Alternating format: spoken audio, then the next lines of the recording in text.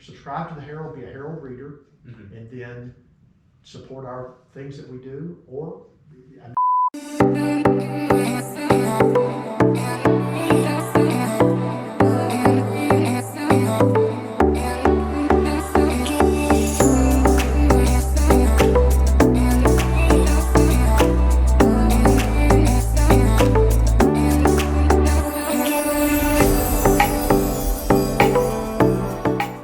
Hey guys, this is Gavin. And Matt. And we're Purely Christians. Nothing else. And today we got with us a very special figure.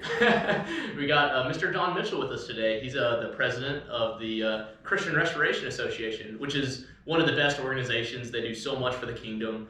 And we're here to talk to him a little bit about that today because it's a really cool subject. Yeah, we're actually in his office right now out in Mason, Ohio, right outside Cincinnati. So it's a really nice place, really nice office, and a really nice man. Yeah, exactly. And John's been recently taken over here. So John, tell us just a little bit how that all happened. Well, it is kind of interesting that you asked that, and I was thinking when you sent me the questions about how did I end up at the CRA, and I think I'm 59 years old. I'm probably like a lot of people that are a little older. I had a lot of life philosophies, and one of my philosophies is mind your own business. Just mind your own business. And what I mean by that is just do what you're supposed to do. I met Lee Mason, who was the former director here. I met him 20 years ago at the Delmarva Camp meeting in the year 2000. And I became a friend with him that day, and I became associated with the CRA and became a supporter of the CRA, became a Herald reader. And over the years, I just mind my own business. Just preaching and located ministry, pursuing and getting a bachelor's and a master's degree from Summit, just doing my best to labor for the kingdom, to preach in the local congregations where I was supposed to preach. And as I was coming along, I had opportunities to preach at some other places and got to know Lee a little better. And then several years ago, I was invited to be one of the trustees here for the Christian Restoration Association. So I've been a trustee for a couple of years. About 2 years ago, I was on the program to speak at our annual, our every 2-year biennial Bible conference / symposium.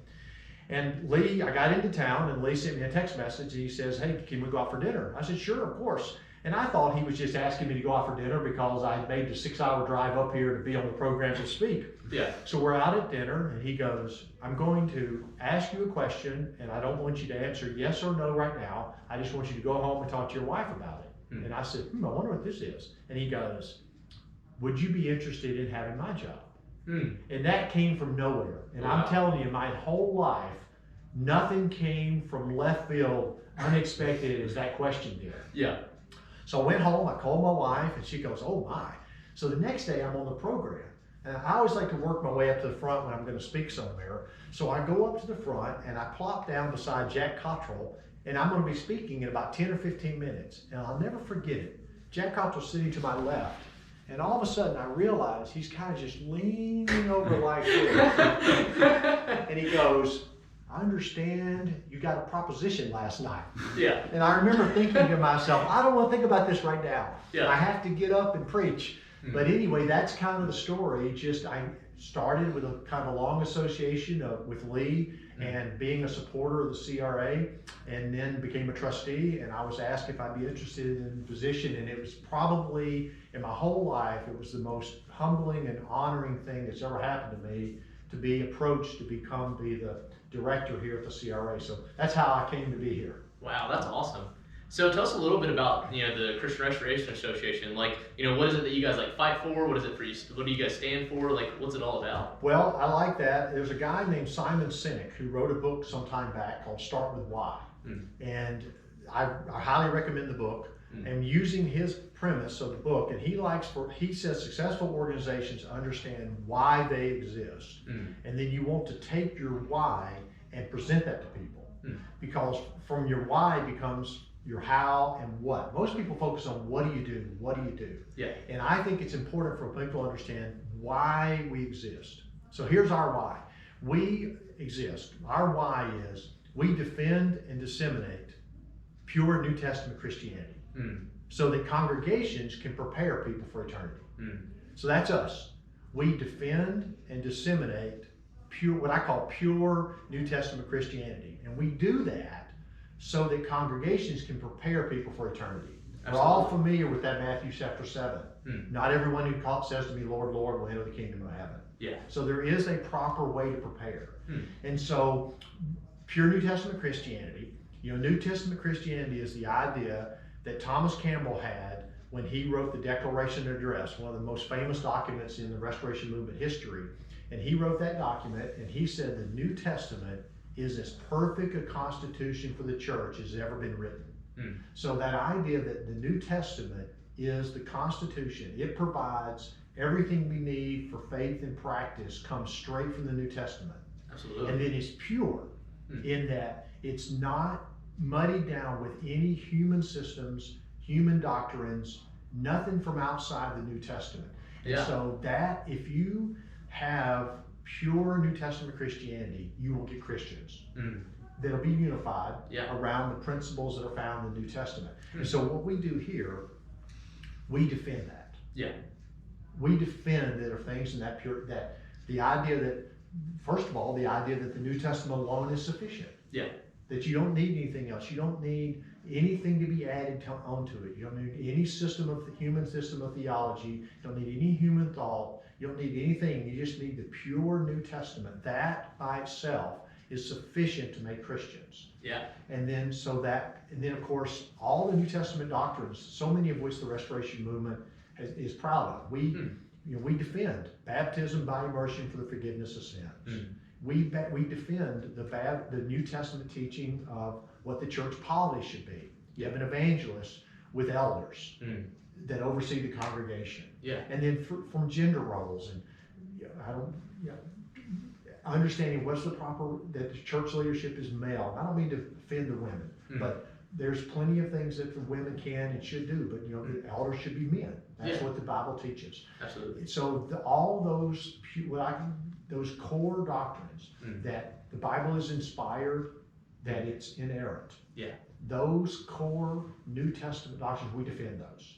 And those are always under assault. Yeah. And so we're willing to defend and vigorously defend. We do that through our newsletter, magazine we put out every month, the Restoration Herald, but we do that with the books that we publish, with the seminars that we put on, with the Bible conferences that we support. We defend that New Testament message. And of course, the CRA actually got started as a organization to send forth the word. And a lot of churches, in the first half a dozen years of the CRA's history, a lot of churches were started in multiple states. But we're not so much a church planning organization now, but we still would support such a thing. But we're not a church planning organization, but we still are doing our best to disseminate that pure New Testament Christianity. So you ask, what are we battling for? That's what we're battling for. Because we know, I have said for years that I think those verses in Matthew chapter 7, I think those are the scariest verses in all the scriptures. That not everyone who says to me, Lord, Lord, but he who does the will of my Father in heaven. So there are things that the New Testament teaches that a person should believe and must do in order to be prepared for eternity. And we're doing everything we do is built on defending that and getting people ready for eternity. So this might sound like almost like a silly question, and maybe you could even go back to Matthew 7 with this, but why is it that you guys have come together in the way that you have to defend New Testament Christianity in the way that you guys have for so many years? Well, that's a good question, and that kind of goes from the history. If you look at the history of the CRA, there was a guy named Sidney Clark, and he died, and he left some money, and he left it to a congregation down in Cincinnati to start churches in destitute places. And all these congregations were started, but it became unmanageable for the elders of that, and the name escapes me right now, of the congregation down there in Cincinnati. And it became unmanageable for the elders. I mean, let's face it, if elders are doing what they're supposed to be doing, they've got enough going on just with a local congregation. Yeah. So they finally stood up and said, listen, we have all these congregations everywhere. We're sending evangelists out to start churches. We're sending people out to places where what Sidney Clark called destitute places, where there was no New Testament church. Yeah. We're overseeing sending all that out, and we don't have the resources for it. And so they got together and they said, they started a thing called the Clark Fund. And 3 years later, that was started in 1922. And in 1925, the Clark Fund became the Christian Restoration Association to take on this, overseeing this effort to send the gospel out to these destitute places. Well, the 20s were an interesting time. Yeah. If you go back and look in the 20s, there were three forces that were bearing upon the church. One was the idea of open membership, that you don't have to be baptized for the forgiveness of sins. We'll just take anybody in. And that was a misunderstanding of the idea of unity. We're not a unity movement. We're a unity in truth movement. Yeah. Union around truth. And there were forces in the 20s that were satisfied for unity for union's sake, that they would unite with anybody. And we're like, no, you have to follow the New Testament plan, to believe and repent and be immersed for forgiveness of sins, to be accepted into the brotherhood. Yeah. The second force was liberalism, a denial of the cardinal doctrines of Christianity, a denial of the bodily resurrection, a denial of the virgin birth, a denial of miracles, a denial of the inspiration of the scriptures. And those forces of liberalism were mounting a charge. And the third thing was, there were a number of missionary organizations that were coming under centralized control. And people could see the possibility of having a centralized control of our movement. The church is autonomous. That's another thing that's taught in the New Testament. Every individual congregation has its own elders. Yeah. So those three forces were coming to bear. And I mentioned defending and disseminating New Testament Christianity. Well, that's where they came from. Yeah. Because those forces, open membership, liberalism, and centralized control, were really encroaching upon the freedoms that the individual congregations had in Christ. And so the CRA started defending that, defending against the onslaught of those forces. Yeah. So to answer your question, over the next 20 or 30, maybe 40 years, the CRA kind of evolved more into the defending role than in the disseminating role, even though we're interested in both. And it was the CRA, if you go back and look at your history in the 50s and into the 60s, when the disciples of Christ basically tried to take over the Christian churches and Church of Christ, there was a big legal battle. The CRA led the charge on that. It was CRA individuals. There was a lawyer here at the CRA. He was one of our trustees. He did all the legal work pro bono. And there's some interesting things you can read about the briefs that he provided to judges about what these issues were all about, the autonomy of the churches. That was all led by the CRA. So we sort of morphed into this defending role just as a function of the times. Yeah. If the CRA would have come into existence in 1850, it may not have had that defending role. If we would have come into existence in 1950, we kind of would have missed that, so to speak. Yeah. But the timing of the CRA just dovetailed perfectly. And maybe you could say God's hand was on it. You can't prove that, but we really became a huge defending organization. And now fast forward almost 100 years later, and this year we're publishing our 100th year of the Herald. Wow. And we've just got a couple of years to go and it'll be 100 years of the CRA. Wow. And those same forces are here today. Wow. Yeah. Shaking hands with people who haven't obeyed the gospel and counting them among the brotherhood. Liberalism never goes away. So it's like the same forces that were rearing their head in the 1920s are threatening to rear their head in the 2020s. Yeah. So, we will do everything we can possibly do to defend the church against those forces and to stand firm for the pure New Testament message. Absolutely. So you've already talked about, the formation of the CRA a little bit, and you ended up bringing about, talking about how, the CRA defends against a lot of liberalism and, and things of that nature. So the CRA today, what kind of programs, do they have? Like, what all do you guys do, in today's time, to fight the good fight of pure Christianity? Well, that's a good question. We do a couple things. First, we have the publishing wing. Yeah. We publish the Herald, and in the Herald we have a lot of articles doing what we're talking about. We'll have articles in there defending the biblical plan of salvation, believe, repent, be baptized. Yeah. We will have articles there about eldership, about the inerrancy of scriptures. So and then we publish a lot of books. We publish commentaries, but in addition to those, we publish a lot of Jack Cottrell's books. We publish things of just foundational Christianity 101 kind of books. So we do a lot of publishing in both the magazine, the Herald, and in our bookstore.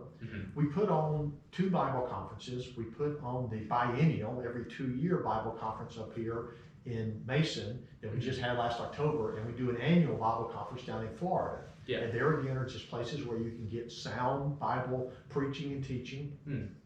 And then, so we do that, and then in terms of, I mentioned about the disseminating, we have a couple of financial programs that we run.